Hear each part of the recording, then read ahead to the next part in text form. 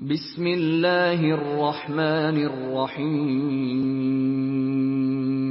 شروع اللہ کے نام سے جو بڑا مہربان نہایت رحم والا ہے۔ یا ایھا النبی اذا طلقتم النساء فطلقوهن لعدتهن واحصوا العدة واتقوا الله ربكم لا تخرجوهن من بيوتهن ولا يخرجن إلا أن يأتين بفاحشة مبينة وتلك حدود الله ومن يتعد حدود الله فقد ظلم نفسه لا تدری لعل اللہ یحدث بعد ذلك امرا۔ اے پیغمبر صلی اللہ علیہ وآلہ وسلم، مسلمانوں سے کہہ دو کہ جب تم عورتوں کو طلاق دینے لگو تو ان کی عدت کے شروع میں طلاق دو اور عدت کا شمار رکھو، اور خدا سے جو تمہارا پروردگار ہے ڈرو۔ نہ تو تم ہی ان کو ایام عدت میں ان کے گھروں سے نکالو اور نہ وہ خود ہی نکلیں، ہاں اگر وہ صریح بے حیائی کریں تو نکال دینا چاہیے، اور یہ خدا کی حدیں ہیں، جو خدا کی حدوں سے تجاوز کرے گا وہ اپنے آپ پر ظلم کرے گا۔ اے طلاق دینے والے، تجھے کیا معلوم، شاید خدا اس کے بعد کوئی رجعت کی سبیل پیدا کر دے۔ فَإِذَا بَلَغْنَ أَجَلَهُنَّ فَأَمْسِكُوهُنَّ بِمَعْرُوفٍ أَوْ فَارِقُوهُنَّ بِمَعْرُوفٍ وَأَشْهِدُوا ذَوَيْ عَدْلٍ مِّنكُمْ وَأَقِيمُوا الشَّهَادَةَ لِلَّهِ ذَلِكُمْ يُوعَظُ بِهِ مَن كَانَ يُؤْمِنُ بِاللَّهِ وَالْيَوْمِ الْآخِرِ وَمَن يَتَّقِ اللَّهَ يَجْعَل لَّهُ مَخْرَجًا۔ پھر جب وہ اپنی میعاد یعنی انقضاء عدت کے قریب پہنچ جائیں تو یا تو ان کو اچھی طرح سے زوجیت میں رہنے دو یا اچھی طرح سے علیحدہ کر دو، اور اپنے میں سے دو منصف مردوں کو گواہ کر لو، اور گواہو خدا کے لیے درست گواہی دینا۔ ان باتوں سے اس شخص کو نصیحت کی جاتی ہے جو خدا پر اور روز آخرت پر ایمان رکھتا ہے، اور جو کوئی خدا سے ڈرے گا وہ اس کے لیے رنج و محن سے مخلصی کی صورت پیدا کر دے گا۔ وَيَرْزُقُهُ مِنْ حَيْثُ لَا يَحْتَسِبُ وَمَن يَتَوَكَّلْ عَلَى اللَّهِ فَهُوَ حَسْبُهُ إِنَّ اللَّهَ بَالِغُ أَمْرِهِ قَدْ جَعَلَ اللَّهُ لِكُلِّ شَيْءٍ قَدْرًا۔ اور اس کو ایسی جگہ سے رزق دے گا جہاں سے وہم و گمان بھی نہ ہو، اور جو خدا پر بھروسہ رکھے گا تو وہ اس کو کفایت کرے گا۔ خدا اپنے کام کو جو وہ کرنا چاہتا ہے پورا کر دیتا ہے، خدا نے ہر چیز کا اندازہ مقرر کر رکھا ہے۔ وَاللَّائِي يَئِسْنَ مِنَ الْمَحِيضِ مِن نِّسَائِكُمْ إِنِ ارْتَبْتُمْ فَعِدَّتُهُنَّ 3 أَشْهُرٍ وَاللَّائِي لَمْ يَحِضْنَ وَأُولَاتُ الْأَحْمَالِ أَجَلُهُنَّ أَن يَضَعْنَ حَمْلَهُنَّ وَمَن يَتَّقِ اللَّهَ يَجْعَل لَّهُ مِنْ أَمْرِهِ يُسْرًا۔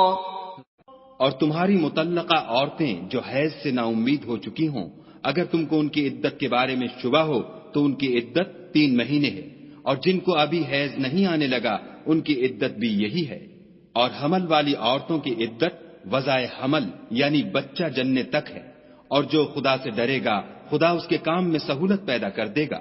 ذَلِكَ أَمْرُ اللَّهِ أَنزَلَهُ إِلَيْكُمْ وَمَن يَتَّقِ اللَّهَ يُكَفِّرْ عَنْهُ سَيِّئَاتِهِ وَيُعْظِمْ لَهُ أَجْرًا۔ یہ خدا کے حکم ہیں جو خدا نے تم پر نازل کیے ہیں، اور جو خدا سے ڈرے گا وہ اس سے اس کے گناہ دور کر دے گا اور اسے اجر عظیم بخشے گا۔ اسکنوہن من حیث سکنتم من وجدکم ولا تضاروہن لتضیقوا علیہن وَإِن كُنَّ أُولَاتِ حَمْلٍ فَأَنفِقُوا عَلَيْهِنَّ حَتَّى يَضَعْنَ حَمْلَهُنَّ فَإِنْ أَرْضَعْنَ لَكُمْ فَآتُوهُنَّ أُجُورَهُنَّ وَأْتَمِرُوا بَيْنَكُمْ بِمَعْرُوفٍ وَإِن تَعَاسَرْتُمْ فَسَتُرْضِعُ لَهُ أُخْرَى. مطلقہ عورتوں کو ایام عدت میں اپنے مقدور کے مطابق وہیں رکھو جہاں خود رہتے ہو، اور ان کو تنگ کرنے کے لیے تکلیف نہ دو، اور اگر حمل سے ہوں تو بچہ جننے تک ان کا خرچ دیتے رہو. پھر اگر وہ بچے کو تمہارے کہنے سے دودھ پلائیں تو ان کو ان کی اجرت دو، اور بچے کے بارے میں پسندیدہ طریق سے موافقت رکھو. اور اگر باہم ضد اور نا اتفاقی کرو گے تو بچے کو اس کے باپ کے کہنے سے کوئی اور عورت دودھ پلائے گی. لِيُنْفِقْ ذُو سَعَةٍ مِّن سَعَتِهِ وَمَنْ قُدِرَ عَلَيْهِ رِزْقُهُ فَلْيُنْفِقْ مِمَّا آتَاهُ اللَّهُ لَا يُكَلِّفُ اللَّهُ نَفْسًا إِلَّا مَا آتَاهَا سَيَجْعَلُ اللَّهُ بَعْدَ عُسْرٍ يُسْرًا. صاحب وسعت کو اپنی وسعت کے مطابق خرچ کرنا چاہیے، اور جس کے رزق میں تنگی ہو وہ جتنا خدا نے اس کو دیا ہے اس کے موافق خرچ کرے. خدا کسی کو تکلیف نہیں دیتا مگر اسی کے مطابق جو اس کو دیا ہے، اور خدا ان قریب تنگی کے بعد کشائش بخشے گا. وَكَأَيِّن مِّن قَرْيَةٍ عَتَتْ عَنْ أَمْرِ رَبِّهَا وَرُسُلِهِ فَحَاسَبْنَاهَا حِسَابًا شَدِيدًا وَعَذَّبْنَاهَا عَذَابًا نُكْرًا. اور بہت سی بستیوں کے رہنے والوں نے اپنے پروردگار اور اس کے پیغمبروں کے احکام سے سرکشی کی تو ہم نے ان کو سخت حساب میں پکڑ لیا اور ان پر ایسا عذاب نازل کیا جو نہ دیکھا تھا نہ سنا. فَذَاقَتْ وَبَالَ أَمْرِهَا وَكَانَ عَاقِبَةُ أَمْرِهَا خُسْرًا. سو انہوں نے اپنے کاموں کی سزا کا مزہ چکھ لیا اور ان کا انجام نقصان ہی تو تھا. أَعَدَّ اللَّهُ لَهُمْ عَذَابًا شَدِيدًا فَاتَّقُوا اللَّهَ يَا أُولِي الْأَلْبَابِ الَّذِينَ آمَنُوا قَدْ أَنزَلَ اللَّهُ إِلَيْكُمْ ذِكْرًا. خدا نے ان کے لیے سخت عذاب تیار کر رکھا ہے، تو اے ارباب دانش جو ایمان لائے ہو خدا سے ڈرو. خدا نے تمہارے پاس نصیحت کی کتاب بھیجی ہے. رَسُولًا يَتْلُو عَلَيْكُمْ آيَاتِ اللَّهِ مُبَيِّنَاتٍ لِيُخْرِجَ الَّذِينَ آمَنُوا وَعَمِلُوا الصَّالِحَاتِ مِنَ الظُّلُمَاتِ إِلَى النُّورِ وَمَن يُؤْمِن بِاللَّهِ وَيَعْمَلْ صَالِحًا